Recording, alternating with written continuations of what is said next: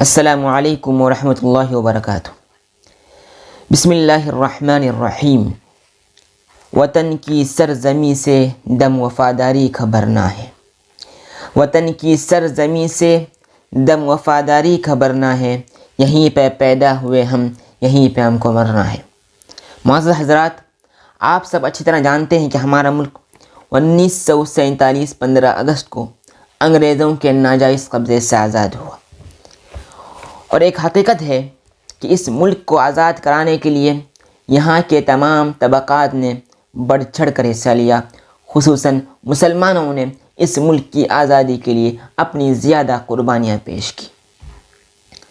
اکثر تاریخ میں غلط بیانی سے کام لیا جاتا ہے، بعض لوگ تو تاریخ نہیں جانتے بلکہ اکثریت تاریخ نہیں جانتی، اور یہ بات کہتے ہیں کہ اس ملک کی آزادی کی جنگ 1857 سے شروع ہوئی۔ یہ غلط بات ہے۔ ہاں، یہ صحیح بات ہے کہ باقاعدہ پورے ملکی پیمانے پر 1857 میں تمام طبقات نے بڑھ چڑھ کر حصہ لیا، مگر آپ کو یہ معلوم ہونا چاہیے کہ علماء نے اس ملک کی آزادی کے لیے تقریباً 150 سال سے زائد اپنی قربانیاں پیش کی ہیں، اور اس دوران کتنے علماء شہید ہوئے، اگر میں ان کی تاریخ بیان کرنے پر آؤں تو شاید کئی ایپیسوڈ مجھے بنانے پڑے۔ میں صرف آپ کے سامنے یہ بیان کرنا چاہتا ہوں کہ علماء کرام نے جنگ آزادی کی جنگ کب شروع کی، اس کی چند جھلکیاں بیان کرتا ہوں۔ یہ بات آپ کو معلوم ہونا چاہیے کہ 1799 عیسوی میں عظیم مجاہد حدادی ٹیپو سلطان شہید رحمۃ اللہ علیہ شہید کر دیے گئے۔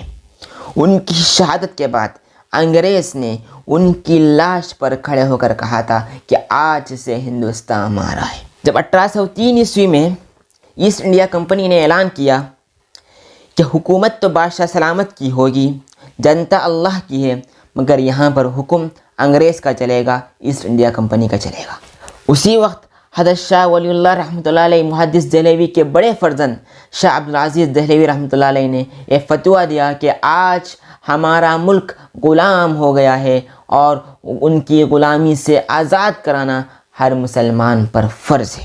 انہوں نے فتویٰ دیا۔ یہ کب کا واقعہ ہے؟ یاد رکھ لیجئے، 1803 کا واقعہ ہے۔ اور کانگریس کا کب وجود ہوا؟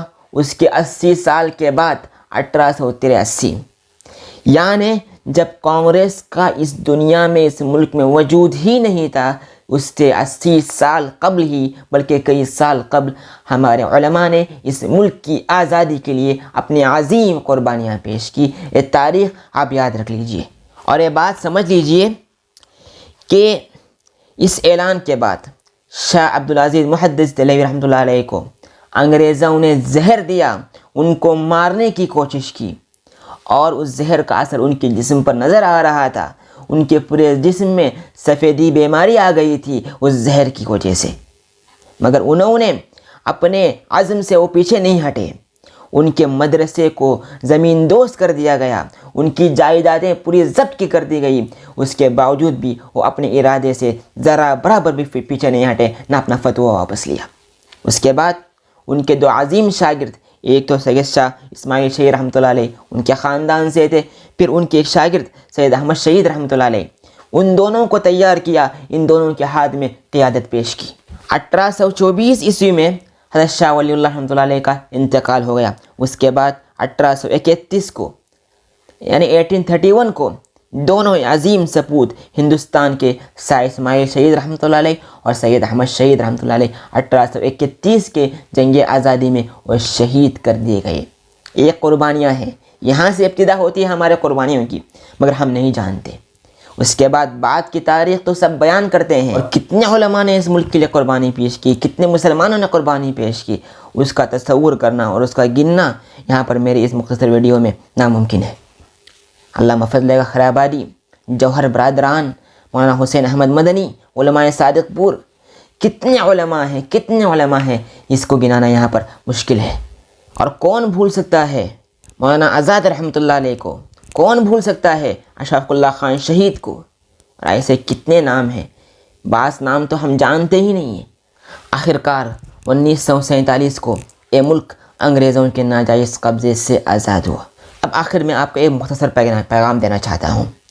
آج ہماری آزادی کے ہوئے 77 سال گزر گئے اور 78واں یعنی 78 ایئر ہم آزادی کا منا رہے ہیں۔ مگر آج ایک پیغام دینا چاہتا ہوں کہ جس طرح سے ماضی میں ہمارے اسلاف نے اس ملک کے لیے ہر ممکنہ قربانی پیش کی، ہر چیز پیش کی اس ملک کے لیے، آج اس بات کی ضرورت ہے کہ ہمارے آنے والی نئی نسل کو آزادی کی صحیح تاریخ سے واقف کرایا جائے اور ان کے اندر ایک جذبہ بیدار کیا جائے کہ جس طرح ماضی میں آپ کے اسلاف نے اس ملک کے لیے قربانی پیش کی، اگر ضرورت پڑے تو آج بھی ہمیں اس ملک کے لیے اپنی ہر ممکنہ قربانی پیش کرنی ہے۔ ایک جذبہ ہماری نئی نسل کے اندر پیدا کرنا ہے۔ جس طرح اس ملک کی آزادی کے لیے تمام طبقات نے بڑھ چڑھ کر حصہ لیا اور اس ملک کا ایک سیکولر دستور بنایا، آج ضرورت اس بات کی ہے کہ تمام طبقات مل کر آگے بڑھیں اور ہمارے قانونی دائرے میں رہتے ہوئے اس ملک کی امن کو باقی رکھتے ہوئے اس ملک کے دستور کی حفاظت کے لیے آگے بڑھیں۔ آج اس بات کی سب سے بڑی ضرورت ہے اور آزادی کے موقع پر، اس دن کے موقع پر میرا آج آپ کے سامنے یہی پیغام ہے۔ میں آپ سے وداع چاہتا ہوں، پھر حاضر ہو جاؤں گا۔ السلام علیکم۔